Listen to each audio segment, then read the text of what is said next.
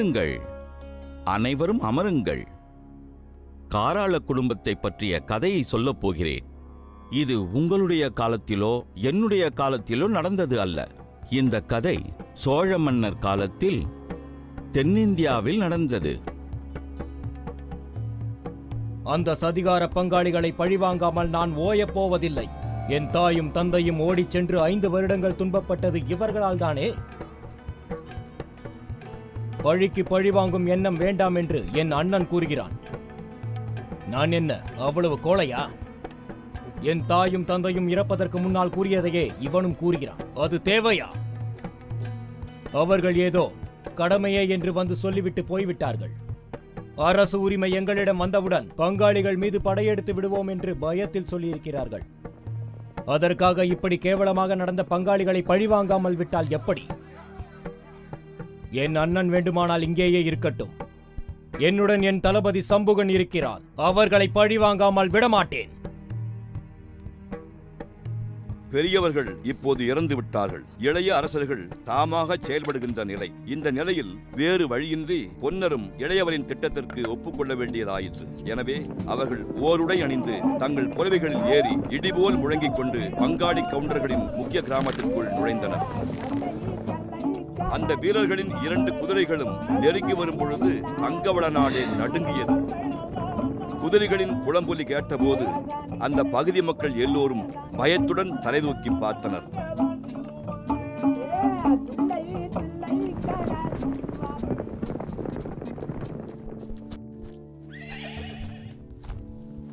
சம்புகா, 2 குதிரைகளையும் பத்திரமாக கட்டிவிட்டு பிறகு எங்களுடன் வந்து சேர்ந்து கொள்.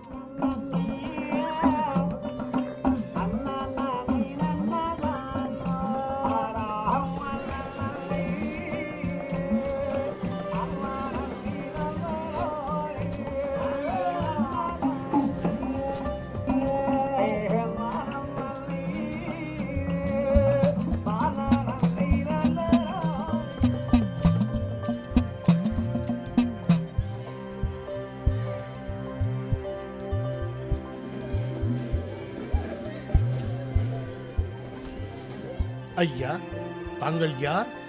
எங்கிருந்து வருகிறீர்கள்? இங்கு என்ன செய்கிறீர்கள்? ஆமாம், இவர்கள் எதற்காக இங்கு வந்திருக்கிறார்கள்?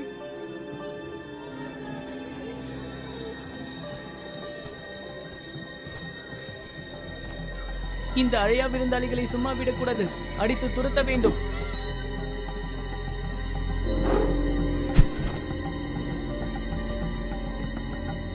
குழந்தைகளை வெளியே ஓடுங்கள். வகுப்பை விட்டு வெளியே ஓடுங்கள்.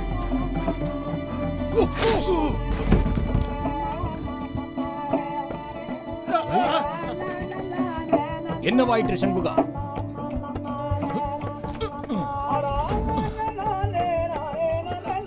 சம்புகா, கதவை அடை. நன்றாக பூட்டிவிடு. அனைவரையும் ஒன்றாக நிற்க வைத்து சாட்டையால் அடி. அப்படியே ஆகட்டும் அரசே, உடனே செய்கிறேன்.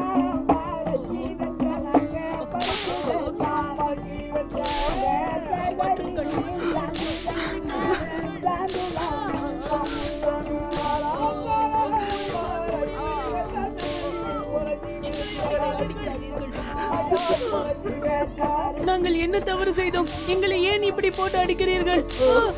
நீங்கள் என்ன சொன்னாலும் கேட்கிறோம். தயவு செய்து அடிக்காதீர்கள். வேண்டாம், எங்களை விட்டு விடுங்கள். ஏ சிறுவர்களே, உங்கள் பெற்றோர்களும் எங்கள் பெற்றோர்களை இப்படித்தான் அடித்து துன்புறுத்தி இங்கிருந்து துரத்தி விட்டார்கள். அந்த கொடுமை இதைவிட மிக மோசமானது. உயிர் வாழ வழியில்லாமல் என் தாய் நெல் குத்தி பிழைத்தார்கள்.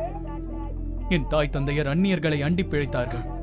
வேட்டைக்கார வேடவர்களிடம் வீராப்பூரில் அடிமையாக இருந்தார்கள். அதற்கெல்லாம் உங்களை பழிவாங்குவதற்காக தான் இன்று நாங்கள் இங்கு வந்துள்ளோம். அதற்கு பரிகாரமாக நீங்கள் இப்போது அடி வாங்கிக் கொண்டிருக்கிறீர்கள். ஏ சண்முகா, இங்கிருக்கும் சிறுவர்களை 3 முறை தோப்பு கரணம் போட சொல். இங்குள்ள அனைவரையும் 2 பேராக தனித்தனியாக பிரித்து கை கால்களை கட்டி தெருவிலே வீசி எறி. தோப்பு கரணம் போடுங்கள்.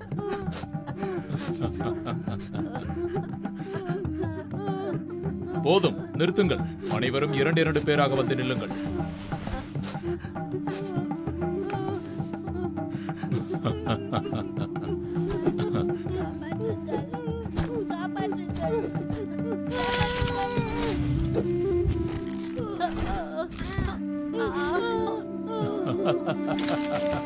தாயே, எங்களை அடிக்கிறார்களே, வந்து காப்பாற்றுங்கள்.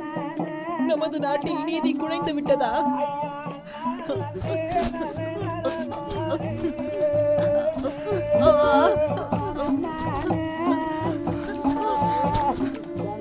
இந்த பிள்ளைகள் சண்டையிடாமல் என்றாவது வீட்டிற்கு சாப்பிட வருகிறார்களா? என்னது? ஏன் இந்த பிள்ளைகள் இப்படி வருகிறார்கள்? என்ன ஆயிற்று இவர்களுக்கு? என்ன ஆயிற்று? என்ன ஆயிற்று என் மகனுக்கு? மகனே,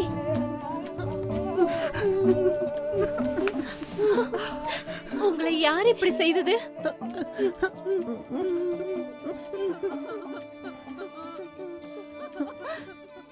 யாரோ இருவர் பள்ளிக்கூடத்திற்கு அனுமதியின்றி உள்ளே நுழைந்தார்கள். அவர்களுக்கு பின்னால் ஒரு முரட்டு ஆசாமியும் வந்தார். அவர்களை பார்த்ததும் வாத்தியார்கள் எல்லாம் எங்களை அங்கே விட்டுவிட்டு பின்வழியாக ஓடிவிட்டனர். பிறகு அந்த ஆள் வாளை எடுத்து எங்கள் மீது வீசினார். பிறகு எங்கள் கை கால்களை வெறு கட்டிவிட்டார்கள். நடக்க கூட முடியவில்லை. கடைசியாக எங்களை தெருவில் வீசிவிட்டார்கள்.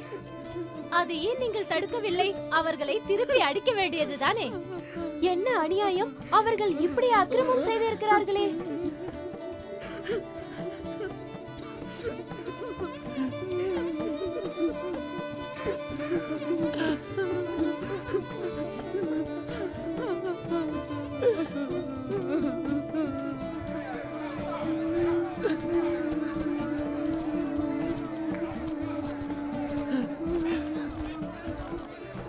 பெண்மணிகளே, குழந்தைகளே, எதற்காக அழுகிறீர்கள்?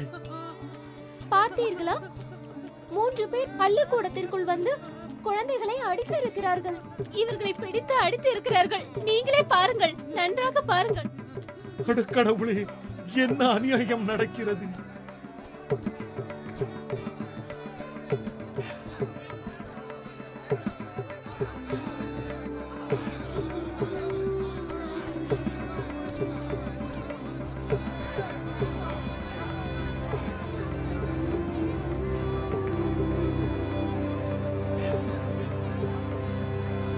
ஆபத் பாண்டவா, அநாத ரட்சகா, பார்க்கடலில் பள்ளி கொண்ட பெருமாளே, உங்கள் கருணையால் இவர்கள் அனைவரையும் என் உள்ளங்கையில் அடக்குமாறு எனக்கு அருள் புரியுங்கள். உடனே சென்று என்ன நடக்கிறதென்று பார்க்க வேண்டும்.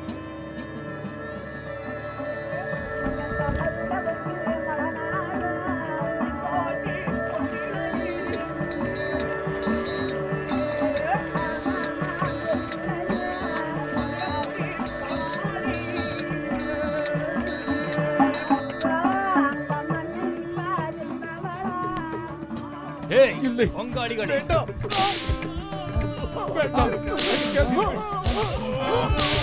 நிறுத்துங்கள். வேண்டாம், வேண்டாம், நீங்கள் எது கேட்டாலும் தருகிறோம். நீங்களும் உங்கள் பங்காளிகளும் செய்த அநியாயங்களை தட்டி கேட்க ஆளில்லை என்று நினைத்தீர்களா? என் பெற்றோர்கள் இருவரையும் நாடோடிகள் ஆக்கினீர்களே. ஆனால் நாராயணனின் கிருபையால் அவர்கள் பிழைத்தார்கள். நாங்கள் இருவரும் பிறப்பதற்கு முன்னால் எங்களை கொல்வதற்கு நீங்கள் போட்ட சதி திட்டமும் எங்களுக்கு தெரியும். தாய் செல்லாத்தாவின் உதவியால் தான் நாங்கள் இன்று உயிரோடு இருக்கின்றோம். ஆனால் என் தாய் செல்லாத்தாவின் உதவியால் நாங்கள் உயிர் பெற்றோம். எங்களை விரட்டியது போல் உங்களையும் விரட்டவே இங்கே வந்துள்ளோம். பங்காளி துரோகிகளே, உங்கள் குடும்பத்தாரை இங்கிருந்து அழைத்துக் கொண்டு ஓடிவிடுங்கள். உங்களது உயிரை காப்பாற்றிக் கொள்ள நாட்டை விட்டே ஓடிவிடுங்கள். அப்படி இல்லை என்றால் எங்கள் குதிரை நீலா மீது ஏறி உங்கள் விளை நிலங்களை மிதித்தே அழித்து விடுவோம். வேண்டாம், நாங்கள் தங்கவளாவை விட்டு போய்விடுகிறோம். நாங்கள் இப்பொழுதே ஓடி போய்விடுகிறோம்.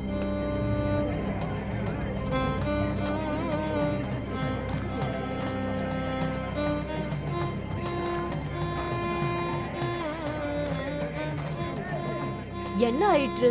என்ன நடந்தது? நீங்கள் சூரப்புலிகளாய் இருந்து கொண்டு 3 சுண்டலிகளிடம் அடி வாங்கி வந்திருக்கிறீர்கள். அவமானம் உங்களுக்கு வெட்கமாக இல்லை? உங்களுக்கு என்ன? உங்களுக்கு என்ன தெரியும்? அவர்கள் கண்களை பார்த்தாலே நீங்கள் மயக்கம் போட்டு விழுந்து விடுவீர்கள். அவர்கள் ராட்சசர்கள். சரி சரி ஆத்தா, சீக்கிரம் ஆகட்டும். உங்களால தூக்கக்கூடிய பொருட்களை எல்லாம் சீக்கிரமா எடுத்துக்கங்க. அனைத்தையும் மூட்டை கட்டி பிள்ளையார் கோயிலுக்கு கொண்டு வந்து விடுங்கள். அங்கு சந்திக்கலாம். ஆதரவற்ற தங்க வளநாட்டு கவுண்டர்கள் ஆட்சியில் இருக்கும் சோழ அரசரிடம் சென்று தங்களுக்கு ஒரு புகலிடம் தரும்படி கேட்டு அவரை நம்பச் செய்ய முடியுமா? விரட்டி அடிக்கப்பட்ட இந்த குடும்பங்கள் மீண்டும் ஒரு வழியை கண்டுபிடித்து அழிக்க முடியாத இந்த அவமானத்திற்கு திரும்பவும் பழிக்குப்படி நடவடிக்கை எடுப்பார்களா?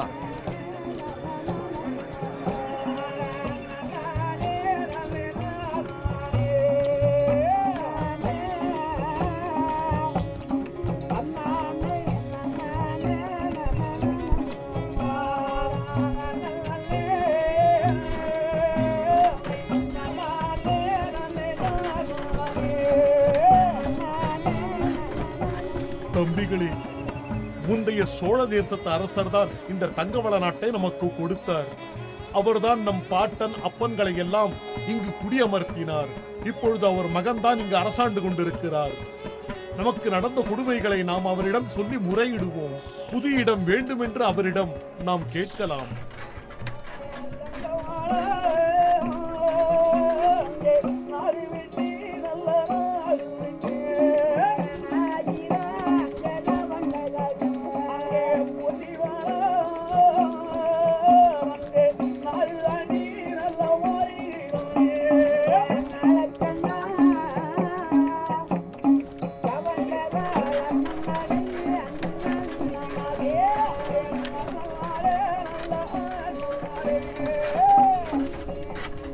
துரத்தப்பட்ட அந்த பங்காளி குடும்பங்கள் இறுதியில் சோழ நாட்டிற்கு வந்து சேர்ந்தார்கள்.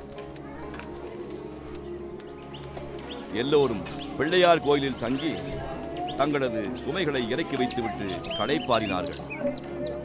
தம்பிகளா, எல்லோரும் இங்கேயே இருங்கள். சிலர் மட்டும் என்னோடு வந்தால் போதும். நாம் அரசரின் அரண்மனைக்கு சென்று வரலாம்.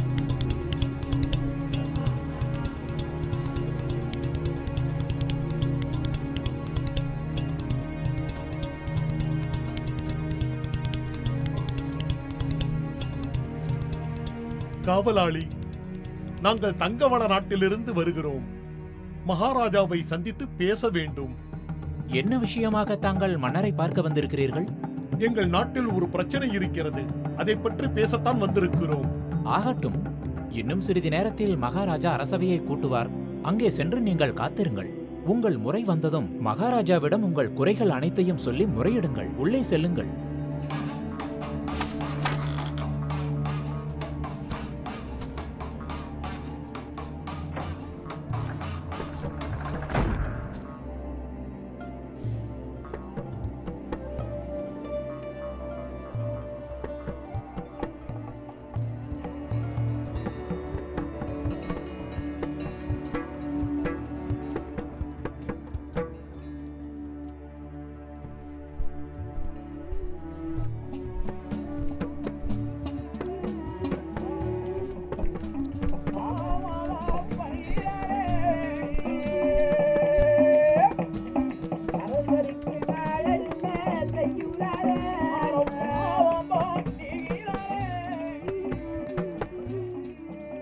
வாருங்கள் காராள கவுண்டர்களே, மங்களம் உண்டாகட்டும்.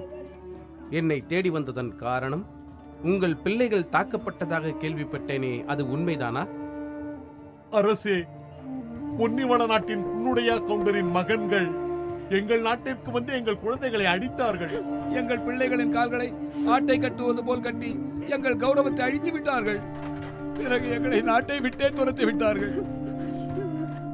இனி நாங்கள் எங்கு சென்று வாழ்வது மகாராஜா? என்ன செய்வது கவுண்டர்களே? உங்கள் பெற்றோர் அரசன் புன்னுடையானுக்கு புதல்வர்கள் இல்லை என்று நினைத்ததனால் அவர்கள் அவன் பூமியை திருடிக் கொண்டு அவனை அவன் மனைவியோடு நாட்டை விட்டே துரத்தினார்கள். ஆமாம், நாங்களும் அதை பற்றி கேள்விப்பட்டோம் அரசே. அந்த அப்பாவி தம்பதியரை 5 வருடங்கள் பொன்னிவள நாட்டை விட்டே போகும்படி செய்தனர் உங்கள் பெற்றோர்கள். இப்போது அவர்களின் 2 புதல்வர்களும் தங்கள் பெற்றோருக்கு இழைக்கப்பட்ட அநீதிக்கு வஞ்சம் தீர்த்துக் கொண்டிருக்கிறார்கள். இதற்கு நான் என்ன செய்ய முடியும்? அது சரி, ஆனால் அரசே, பொன்னுடையா அரசர் இறந்த பிறகு பொன்னிவள நாடு தங்களுக்கு கட்ட வேண்டிய கப்பத்தை இதுநாள் வரை கட்டவில்லை என்பதை தாங்கள் அறிவீர்களா? என்ன, அப்படியா? அந்த சண்டாளனின் பிள்ளைகள் உங்களுக்கு மரியாதை செலுத்துவதே இல்லை. ஆனால் நாங்கள் ஒவ்வொரு வருடமும் தவறாமல் உங்களுக்கு கப்பம் செலுத்திக் கொண்டிருக்கிறோம். அந்த துரோகிகள் உங்களுக்கு கப்பம் கட்டவில்லையே, அதை பற்றி கேட்டீர்களா அரசே? அமைச்சரே, உடனே இங்கு வாருங்கள்.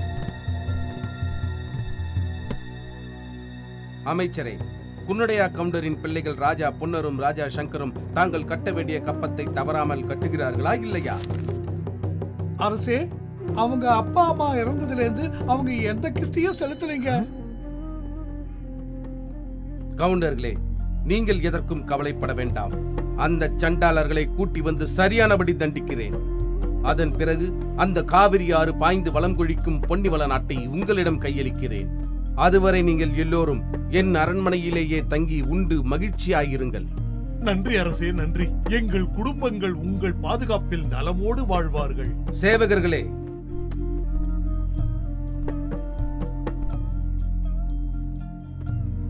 இப்போதே பொன்னிவள நாட்டுக்கு எனது அரச கட்டளையுடன் புறப்படுங்கள்.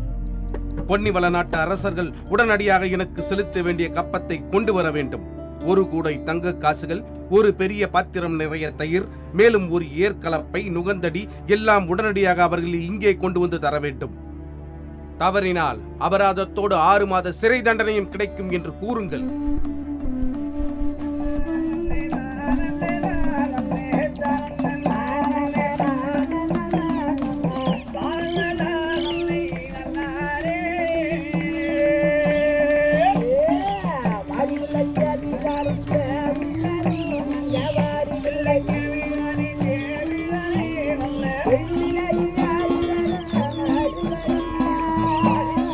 அந்நியர்கள் யாரோ வருகிறார்கள். ஆமாம், அவர்கள் நம் நாட்டு மக்கள் அல்ல. அவர்களை நாம் முட்டி துரத்தலாம்.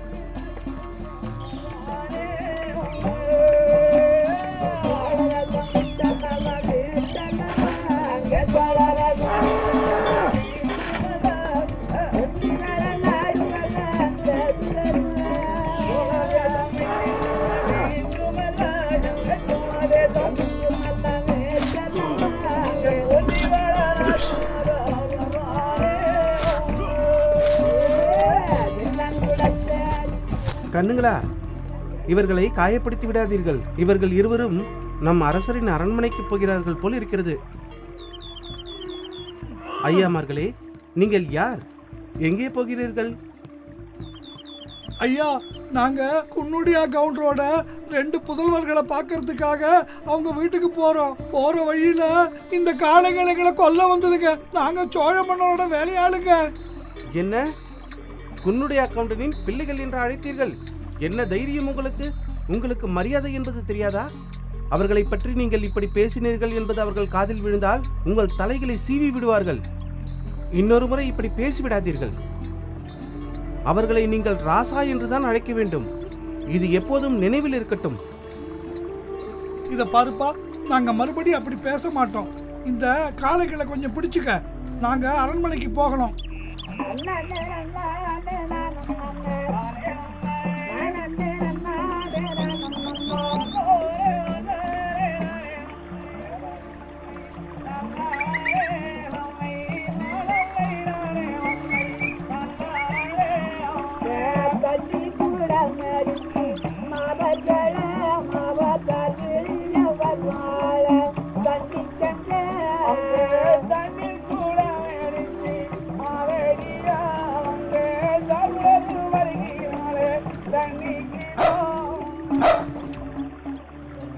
வெளியாட்கள் யாரோ வருகிறார்கள். அவர்கள் அரண்மனைக்குத்தான் போகிறார்கள் போலிருக்கிறது.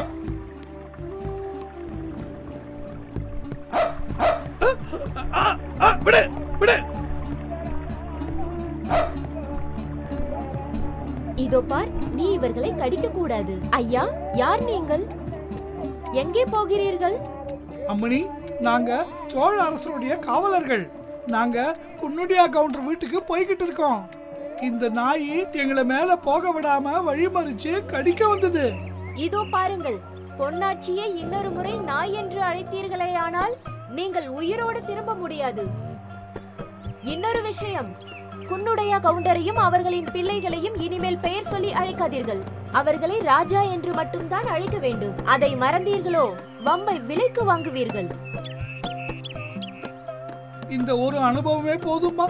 நாங்க இனிமே அந்த அரண்மனை பக்கமே போக மாட்டோம். நாங்க உங்ககிட்ட அந்த தகவலை சொல்லிடுறோம். நீங்களே போய் இது அரசர்கிட்ட சொல்லிடுங்க. அது என்ன தகவல்? அம்மா, உங்க 2 அரசர்களுடைய அப்பாவோட ஆட்சி காலத்துல ஒரு இட அளவுக்கு தங்கம், ஒரு பானை நிறைய தயிர், உழவு கலப்பை எல்லாத்தையும் எங்க சோழ மன்னருக்கு கப்பமா ஒவ்வொரு வருஷமும் அரண்மனைக்கு கொண்டு வந்து கொடுத்துக்கிட்டு இருந்தாரு. ஒரு நாளும் இந்த கடமையில இருந்து தவறினதில்ல. அப்படியா? உண்மைதானா? ஆம், அப்படித்தான். அரசர் குன்னுடையான் இறந்த பிறகு அவரின் 2 புதல்வர்களும் அதிகாரத்திற்கு வந்தார்கள் அல்லவா? அதன் பிறகு அவர்கள் கப்பம் கட்டவில்லை. மகாராஜா கோபமாக இருக்கிறார். அவரோட கட்டளைப்படி கொடுக்க வேண்டிய கப்ப பொருட்களை இன்னைக்கே அவர்கிட்ட கொண்டு சேர்க்கலன்னா 50 ரூபாய் அபராத பணமும் 6 மாச சிறை தண்டனை இவங்க தண்டனையா அனுபவிக்கணும்னு சொல்லியிருக்காரு. போய் இந்த தகவலை போய் சொல்லிடுமா?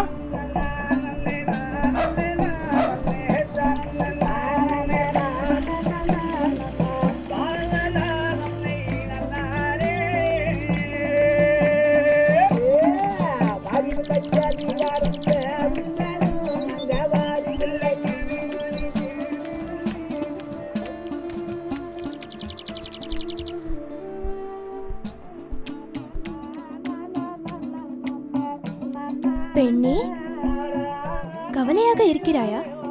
என்ன செய்தி கொண்டு வந்திருக்கிறாய்? நான் ஆற்றுக்கு சென்றபோது சோழ அரசரின் சேவகர்களை சந்தித்தேன். மகாராஜாவுக்கு நாம் கட்ட வேண்டிய கப்பத்தை இன்னும் கட்டவில்லையாம். அதை உடனடியாய் கொண்டு வந்து அரண்மனையில் கட்ட வேண்டுமாம். உங்கள் தந்தையாரின் காலத்திற்கு பிறகு இதுவரை கப்பம் கட்டவே இல்லை என்று அவர்கள் கூறினார்கள். சீக்கிரம் ஓடு. என் சிறிய அண்ணன் சங்கரை பார்த்து நான் அழைத்ததாக அழைத்து வா.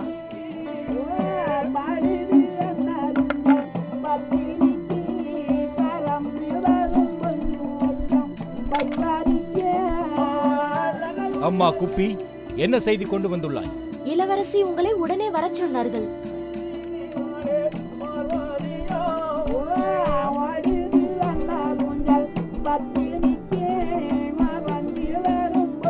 அன்பு தங்கையே, என்னை எதற்கு அழைத்தாய்?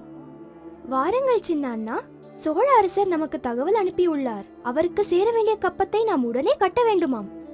நம் தந்தை இறந்த பிறகு இதுநாள் வரை அவருக்கு எந்த கப்பமும் நாம் கட்டவில்லையாம். அவரது பேரரசுக்கு சொந்தமான நிலங்களை தான் நாம் பயிரிட்டு வருகிறோம். நாம் இந்த கப்பத்தை கட்டாவிட்டால் சோழ பேரரசு நம்மை சும்மா விடாது. நீங்கள் அரண்மனைக்கு உடனே புறப்பட்டு செல்லுங்கள். அவர் கேட்டது போல் தங்க குவியலையும் பானை நிறைய தயிரும் ஏற்கலப்பையையும் கொண்டு போய் கொடுங்கள். அந்த சோழ மன்னனிடம் நான் மண்டிட்டு நிற்க வேண்டுமா? நிச்சயம் அது என்னால் முடியாது. ஒரு தோளில் தங்க குவியலையும் மறு தோளில் கலப்பையும் சுமந்து கொண்டு என்னால் அவர்கள் முன்னால் கூனி குறுகி நிற்க முடியாது. அது எனக்கு அவமானம். அப்படி செய்தால் அது கோளை செய்யும் செயல். ஒரு வீரன் செய்ய மாட்டான். என் அன்பு தந்தையே, இதற்காக நீ அழ வேண்டாம். நான் சென்று அரசருக்கு செலுத்த வேண்டிய கப்பத்தை செலுத்திவிட்டு வருகிறேன். சரி, அதை நீயே கொண்டு செல். அந்த அரசன் ஏன் 3 வருடங்களாக கப்பம் கட்டவில்லை என்று கேட்டால், இப்படி ஒரு பாக்கி இருப்பதை யாரும் நினைவு கூறவில்லை என்று கூறிவிடு. உனக்கு துணையாக நான் சண்புகனை அனுப்பி வைக்கிறேன். ஒருவேளை அந்த அரசன் உங்களை ஏதாவது மிரட்டினால் உன்னுடன் சம்புகன் இருப்பான். அக்கணமே அந்த அரசனை துண்டு துண்டாக வெட்டி விடுவான்.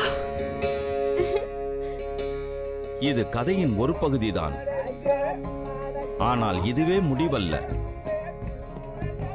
மேன்மையான குணம் கொண்ட பொன்னர் சோழ பேரரசுக்கு செலுத்த வேண்டிய கப்பத்தை எடுத்துக்கொண்டு சோழ நாடு நோக்கி புறப்படுகின்றார். பொன்னர் கொண்டு வந்த கப்பத்தை கண்டு மன்னர் சந்தோஷப்படவில்லை. முரட்டு குணம் கொண்ட சங்கர் ஏன் வரவில்லை என்று சந்தேகப்படுகின்றார். இரு சகோதரர்களும் தனது கட்டுப்பாட்டிற்குள் இருக்க வேண்டும் என்று அவர் எண்ணுகிறார். சங்கரை அங்கு வரவழைக்க எண்ணிய மன்னர் பொன்னரை சிறையில் அடைக்கின்றார். இதனால் சங்கரும் அங்கு வர நேரிடுகின்றது.